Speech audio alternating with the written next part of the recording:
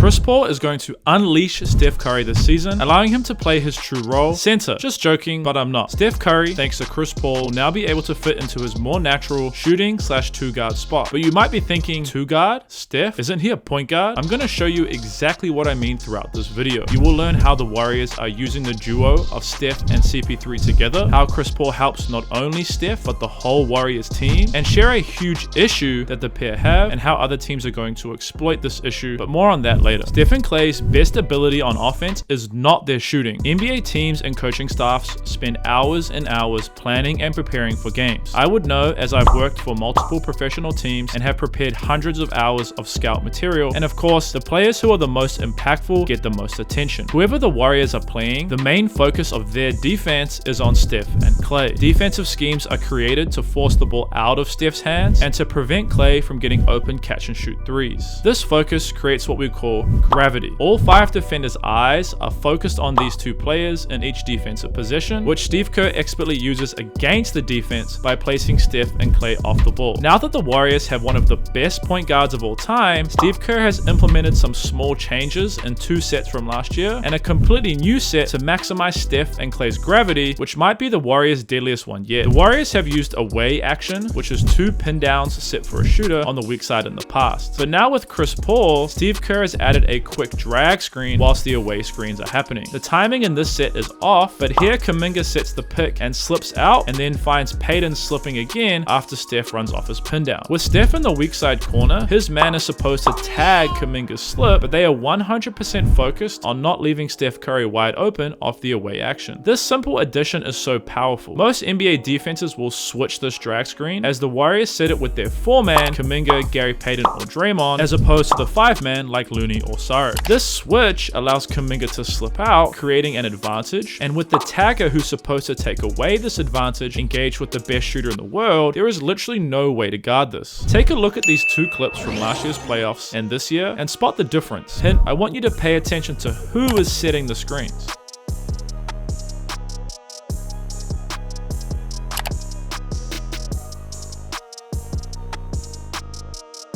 Poole and Draymond set the picks here with Klay as the handler. Compared to this year, it's Steph and Looney with Chris Paul coming off the pick. But why does this matter? This screening alignment allows the Warriors to use veer screens. We see them attempt a veer screen in this clip. After CP comes off Saric's screen, Saric then goes to set Steph a pin down to try and get him open. The timing is off unfortunately, but the addition of CP as the handler opens up deadly small changes to the Warriors offense, which is only going to get better as the season goes on. The final addition to the Warriors offense so far this season has been a staple in other teams' offenses for a long time, but has never been used by the Warriors. CP3 starts with the ball high on the split line, Saric steps up into the middle ball screen, while Steph sets a back screen on Saric's defender, Len, freeing CP3 for the drive, forcing Herder to tag to take away this easy finish, which opens Wiggins on the weak side for the wide open 3. Commonly known as Spain pick and roll, but referred to in the NBA as stack, is a standard middle pick and roll, a ball screen set on the split line, with 2 shooters filling both corners and another shooter, which in the Warriors case is Steph, the literal best shooter of all time, setting a back screen on the big man's defender. This time Saric is free on the roll, Davion switches onto Saric and takes the charge. Quick pause, what do you think Saric should have done here? Should he have A, shot a quick floater, B, hit Kuminga, C, hit CP3, or D, Steph should have popped and therefore had a mismatch and the ball should have gone to him? You have 3 seconds.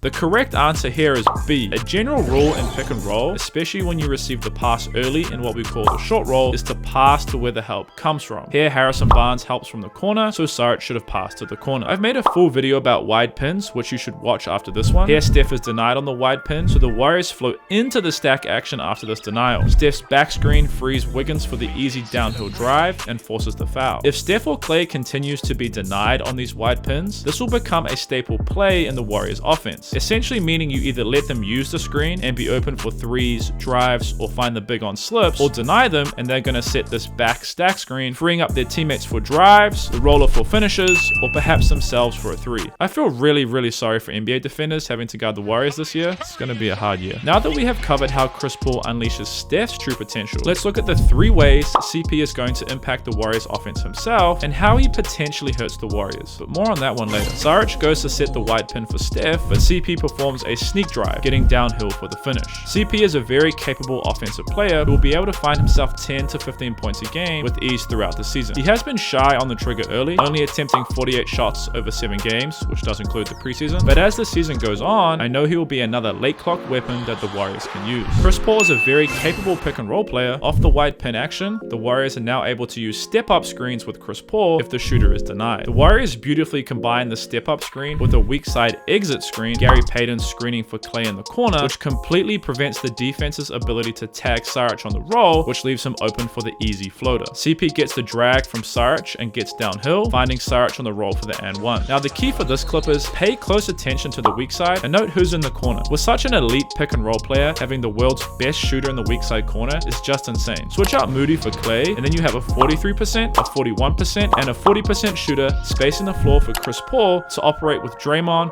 Looney, or Saric this season. Truly scary hours for NBA defenses against the Warriors. The final way Chris Paul impacts the Warriors is just by being himself, an elite passer, leader, and decision maker. In transition, we see this leadership as he knows to be patient and wait for the Looney cut, who then finds Gary Payton on the secondary cut for the easy finish. Here in the wide pin, just watch how perfect this pass timing is. Perfectly passing exactly where Steph is going, so no time is wasted getting into his release. So beautiful to watch. Or in this clip, where they post CP and have Steph, Klay, and Looney run the split action, which is basically screening for each other whilst the ball is in the post, and then CP finds Steph for the 3. Traditionally, this would have been Looney or Draymond in the post, with just Steph and Klay screening for each other, but now you add a third player into the mix, like Looney or even Wiggins. If a big is involved in this split action, such as this clip with Looney, it makes it much harder to switch, as this would result in Steph or Klay having a mismatch that they could exploit.